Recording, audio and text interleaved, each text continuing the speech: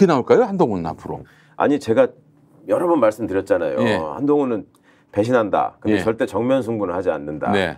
뒷구멍으로 계속 지저분한 얘기 흘리면서 네. 진흙탕 싸움, 개싸움을 할 것이다. 네. 시작된 거잖아요 지금. 예. 근데 지금 어디 그대로 하고 저기 있는 거고. 윤석열 쪽, 예. 김건희 쪽의 그 공세가 상당해요. 근데 요새 지금 이거 여론의 호응을 못 받으니까 좀 밀리는 것 같지 않아요? 아, 그렇죠. 오히려 이게 자충수가 되는 것 같은데. 지금 또 뭐 한동훈의 여론관리팀이 있었다 뭐 이런 얘기, 예. 사이드한 그런 이슈들이 또 들어오는 거 장해찬 보니까. 씨가 뭐 얘기했다며요. 예. 한동훈 여론관리팀이 있었다. 예. 뭐. 그러니까 이제 그 본래 이슈가 별로 먹히지 않으니까 이런 사이드한 예. 자잘한 짜치는 이슈들을 자꾸 이제 지금 집어넣고 있는데. 이준석은 댓글팀에 대해서 네. 그게 김건희 옹이 댓글팀이 있는 것처럼 네. 냄새를 풍기는 얘기를 하고 예. 뭐 면책특권 하에서 내가 구체적으로 얘기하겠다 이렇게 지금 흘려놨고 예. 그다음에 장해찬은 나서가지고 한동훈 여론 댓글팀. 여론 조작팀 같은 게 있는 것처럼 예. 그 무슨 한동훈을 성원하는 그 글을 다는 팀이 있다는 취지로 얘기했잖아요. 네. 그리고 뭐 고소하려면 해봐라. 예. 내가 다 밝힐 자신 있다. 이런 식으로 얘기했잖아요. 예. 그러니까 이런 거 하나하나가 그다음에 이철규 같은 사람 나서가지고 네. 뭐 이거 뭐 어제 오늘 얘기가 아니다. 뭐 이런 예. 식으로 또 얘기하고 그 사람이 이제 김건희 문자를 갖고 이제 공개한 주체다 이런 얘기도 나오는데 결과적으로 김건희도 그 문자를 줬을 때는 이걸 이용하라 이런 뜻 아니겠어요? 당연하죠. 그래서 결국에는 이제 김건희 머리에서 나온 대응수가 아니겠는가 하는 생각이 들고요.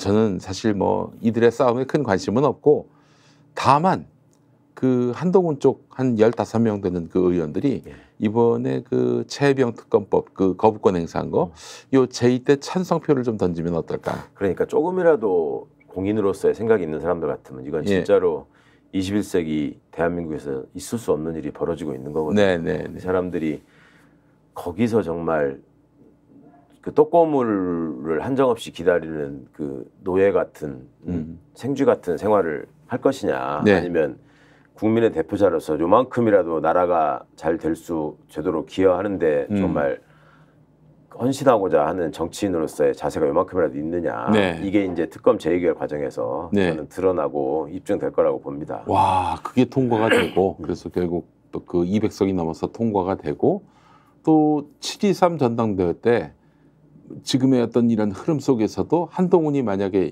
이긴다? 정권 몰락이라고 저는 봅니다. 그렇죠. 예. 아니 그리고 이게 제2 요구를 대통령이 하는 거는 15일 안에 하도록 정해져 있지만 그거를 국회가 재의결하는 시한은 없어요. 바로 할 수도 있는 거예요. 사실. 바로 할 수도 있고 나중에 할 수도 있고 시기를 봐가지고 얼마든지 전략적으로 택할 수 있거든요. 민주당은. 그러니까 그런 저런 과정에서 저들이 전당대회에서 얼마만큼의 분란을 일으키느냐, 어느 정도 반목을 하느냐 이런 문제도 이제 변수가 될 것이고 그리고 말씀처럼 이런저런 과정들을 통해서 한동훈이 당선된다. 그거 자체가 몰락을 앞당기는 그냥 대두덕의 시작인 것이고 자, 이렇게까지 해가면서 그러니까 중전이 나서가지고 문자까지 공개하면서 주저앉히려고 했는데 뭐 연판장 돌리려다가 또 말았다고 그러고 뭐 이러잖아요. 연판장 돌리면 나경원 과거에 당대표 못 나오게 하려고 했던 거하고 너무 똑같으니까. 그러니까 상상력이 거기에 머무르는 인간들이에요. 그러니까 그 생각 자체가 왕정 시대에 그 딱 내시나 노비 수준에 머물러 있는 집단이기 때문에 이런 식의 행동을 한다. 이게 무슨 정치 집단이냐, 민주국가의 정치 집단이냐 그 생각을 하는 겁니다. 재밌습니다. 재밌어요. 여러분 이제 굉장히 재밌는 일들이 계속 전개될 것 같은데 그 민주당 같은 경우에는 둘이 거의 그 완전히 쪼개지는 그 상황 때쯤 그 최혜병 특검법 제2요구 투표를 하면 어떨까 하는 그런 생각도 들고요. 전략적으로 어떨까 싶습니다. 그게. 그렇죠. 그거야 이제 정치를 하시는 분들이 전략적인 생각을 잘 해서 움직이셔야 될 것 같아요. 전당대회 이전에 하는 게 낫겠죠? 뭐가요? 전당대회 이전에 하는 게 낫겠죠? 글쎄요. 지금 봐서는 이제 이들의 갈등이 어느 정도 격화되느냐에 따라서 전당대회 이전에 하는 게 더 재의결될 가능성이 높아요. 그 이제 윤석열이 수습해가지고 야야야 이제 좀 적당히 싸워라. 미래 비전을 갖고 다퉈라. 이렇게 할 리 만무한 인간이고 야, 더 열심히 한동훈 죽여! 밟아! 다른 거 하나 또 꺼내봐. 뭐 이렇게 지금 하고 있을 가능성이 높죠. 한동훈 쪽에서 야마가 돌만큼 돌게끔 만들었으면 좋겠다는 생각이 듭니다. 아니 그리고 요거 우리 국민들께서 130만이 넘는 분들이 이 윤석열 탄핵 청원을 하셨어요. 그러시죠. 뭐 다른 것도 아니고 탄핵 청원이에요. 예. 그냥 아웃시켜라 좀. 그렇게 하는 건데 130만이 넘었는데 그래서 국회가 5만만 넘으면은 그 청원을 받아들여서 심사해야 되는데. 심사를 하는 거 아니겠습니까? 예. 근데 그 심사 소위위원장이 김용민 의원이란 말이죠. 당장 19일에 그 최혜병 특검법 관련해 가지고 그 청문회를 연다고 하고요. 23일인가 6일인가 그때는 또 김건희 관련해서 또 푸른다고 하는 건데 와 굉장히 속도를 내고 있는 흐름인데 그 국민의힘은 또 반대할 거란 말이죠. 그렇죠. 그 개최 자체를 뭐 개회 자체도 반대할 거고 안건 상정도 반대할 거고 그 증인 참고인 채택도 다 반대할 거고. 예. 근데 그거는 국회법에 따라서 그 표결에 붙여서 다 해결하겠다, 돌파하겠다. 표결을 못하게 하려고 하면 또 정청래 의원이 나가세요. 네, 질서유지권을 발동하겠다.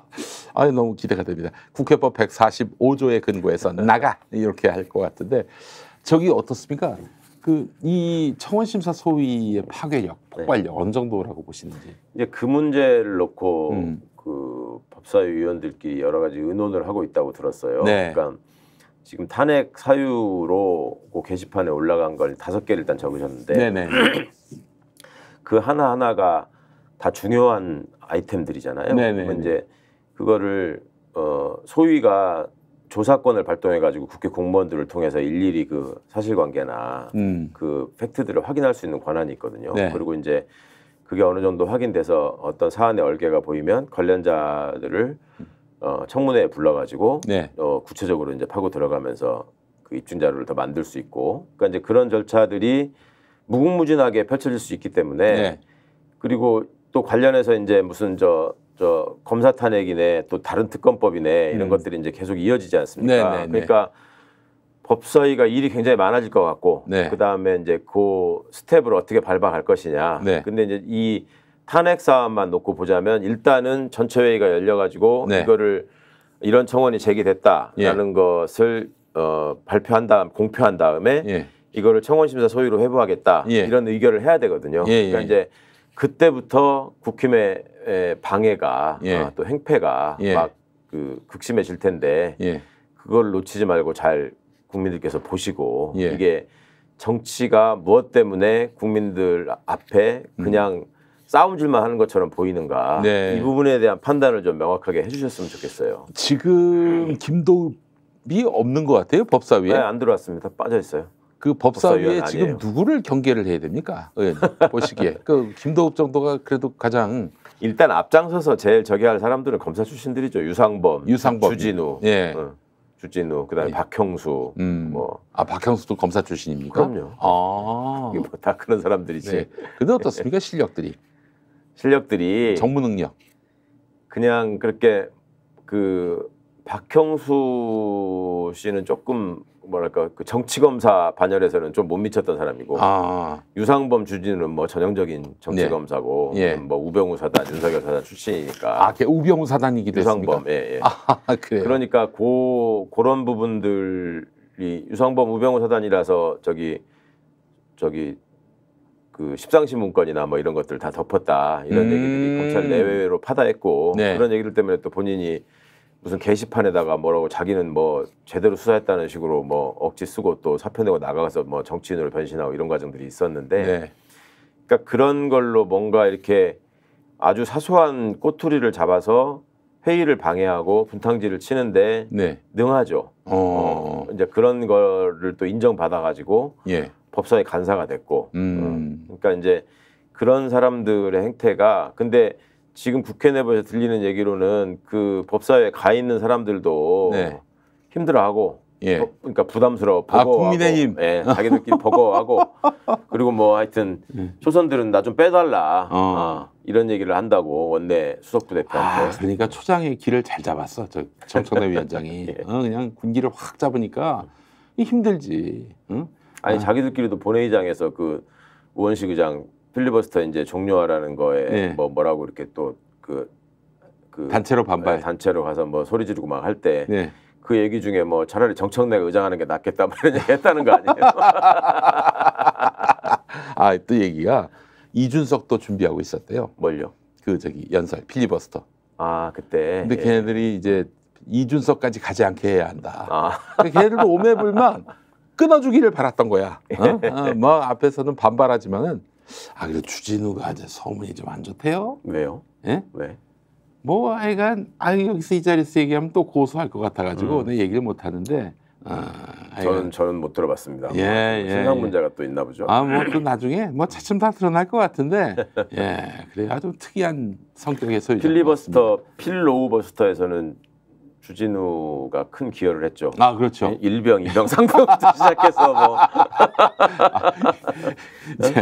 병사들의 사망을 무슨 부대 장비가 파손된 거에 비교를 한다거나 참 그런 마인드가 희정복 선생님이 여러 가지 뭐 저희한테 꼭 인생에 있어서 지표가 될 만한 말씀들 많이 해주셨는데 당신이 그런 말씀을 하시거든요. 이제 감옥에서 오랫동안 계시면서 거기에 있는 재소자들을 바라보면서 내가 실제적인 서민의 삶, 민중의 삶에 얼마나 가까이 있었는가. 지식인으로서 평생 살아오다 보니. 그렇죠. 그러니까 머리로만 모든 걸 생각하고 있었다. 근데 그게 가슴으로 내려오는 시간이 필요했다. 그리고 마지막으로 남기신 말씀은 그 가슴에서 이제 발로 내려가야 된다. 실제로 실천해야 된다. 이 말씀을 하셨거든요. 그게 참 두고두고 가슴에 새기고 싶은 말씀인데 이 국힘에서 하는 사람들의 여러 행태나 이 과정들을 보면 머리도 이상한 머리만 발달이 돼 있고 그 머리가 어떻게 가슴으로 이어지는 통로는 아예 차단된 것 같고 그게 참 너무너무 아쉽고 국가적인 불행이라고 생각합니다. 이진숙 방송통신위원장 후보자. 스픽스는 말하는 언론입니다. 대세는 유튜브, 그중에서 스픽스. 좋아요, 댓글, 구독, 알림 설정. 여러분이 저희를 사랑해 주시고 우리가 여러분을 사랑하는 4가지 방법입니다.